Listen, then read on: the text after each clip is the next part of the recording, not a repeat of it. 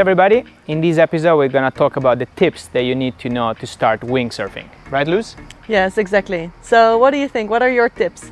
So I mean, as far as gear, we're gonna have a nice big board, especially for the beginning, nice and floaty, so that we can stand on it even if we are not falling or if we're not really, able to move the wing so well. We're gonna have a nice big foil, which is very stable and easy to start, and then wetsuit and helmet for protection. And then, I mean, once I have all this ready, which kind of condition do we need to get going? So the wind that you need actually kind of depends on your the size of the wing that you have. We have at Cabrinha all the sizes 3 till 7. So with the 7 you can actually get going in like 10 knots of wind. But to start, like, would you say it's good to go in 10 knots or maybe easier? You definitely want to be powered. Yeah. Right, so maybe a little right. bit more wind, and then later you can learn how to pump and go with even less power. And then it would be super nice if you go on a spot with some flat water, because it really helps. Balancing on the board can be pretty hard. Right. That's always good. Flat water always helps. Yes. And then, okay, so we managed somehow to get to the water with all these pieces. And then, okay, I'm gonna stand on this board, or, I mean, what do you normally do to get on this big board? Yeah, so actually when you're still on the beach, it's a good idea to kind of fly the wing a bit. It really gives you a feel. It comes really naturally, but it gives you a good feel of how the wing works. Mm-hmm. And then once you're in the water, you climb onto the board, flip the wing if it's necessary. It's pretty easy, you grab it at the wingtip.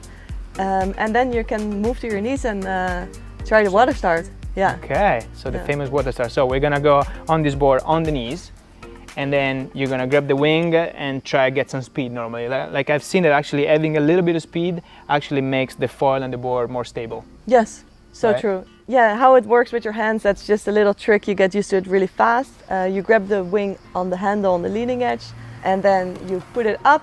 Then you grab the first handle, second handle, and you're ready to go.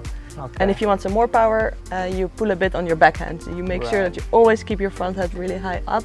Yeah, because actually that's what's happening like at the beginning with me, and I see a lot of people that they think to hold the the boom or the bladder similar to like either a kite bar or a windsurf boom, and then the wingtip is touching the water, the flip is turning, and it's a mess. Yeah, so always front hand really up, and then if you feel like it's touching the water, bring both your hands up above your head. Right. Yeah. Okay, so we are on our knees and we're getting a bit of speed because we're pulling with the backhand. And then I see that I normally put first the front feet, yeah? Yes. Like I try to like kind of slide like the knee up, and I put the front foot kind of in the front, in the middle, because the board has to be stable. And then later I go with the back foot. How about you? Yeah, I do exactly the same. And actually, once you're in that position, all you have to do is push on your legs, and your feet are right where they want to be. Perfect. Yeah. So then we're basically up on our feet, and we're cruising on our board with a foil, which you still don't see, basically. What's the next step? Well, in the beginning, it's a good idea to first cruise around on the board. So you want to put quite your body weight forward, so you don't go foiling yet, and you can get a good feel of how the board, how the wing works, how you go a little bit upwind and downwind. And then once you feel comfortable going both directions, you're ready to slowly put some pressure on the back of the board and go foiling. Right. I mean, at the end, the foiling, it's a similar feeling to the one you have kiting or you have surfing, right? I mean, you basically have to like move the weight a bit back, and the foil will catch some pressure from the bottom and it will go up, yeah. Yes. But then, how are you gonna stabilize? Are you gonna move your feet? I mean, are you actually moving your feet to get on the foil, or you just move your arm, or what's the normal the technique? So you're kind of feeling, and when you put a little bit of pressure on your back foot and the foil is already going up, your feet are in the good positions. If not, maybe move slightly backwards. Okay, and then I mean, sometimes it still happens that I see people around me foiling, and I'm there struggling, and I cannot get on foil. Then, is there some special trick that I need to know? Yeah, definitely. You can actually pump both the wing and the board. It's a little tricky, so if you're learning, make sure you go with enough power. But even with some power, you can practice it, and it's pretty easy. So you pull with your backhand really on the foil, and the moment you pull, you also push on your back foot, so the board goes out of the water. So it's And- kind of like this really time movement, Yeah. between the wing, the arms, and the legs. Yeah? Exactly. And in the beginning, you do a few small ones, and then bigger, and then you're flying, and you're ready to. Right.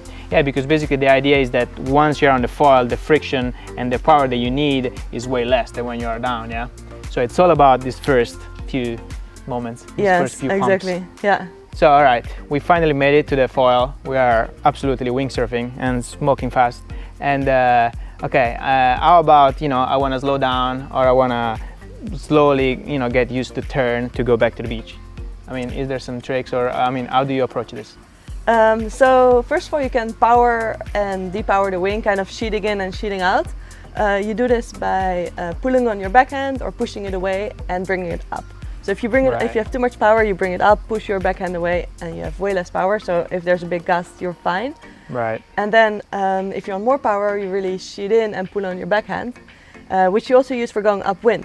So if you do that and you're moving your hips to the front of your board, Right. you really go upwind. And then if you want to go downwind, you move your hips the other way and also power up the wing. And So pretty similar to any other board sport, where the front shoulder is kind of going, then the board and the body will follow. Yeah. yes, exactly.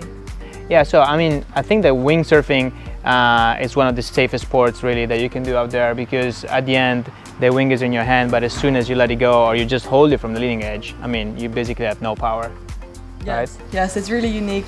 When you let go of your backhand, you have zero power. Right. And then, especially on a big board with a shorter mast, you're really safe, and you make sure you always fall with the foil. And then, of course, put your board loose so your board doesn't get away from you. Doesn't get away. It's a simple thing, but it's quite important. Yeah. Yes, exactly. I hope you guys are gonna have fun windsurfing, and in the next episode we're gonna speak about tacks and jibes, so make sure to watch it. Ciao.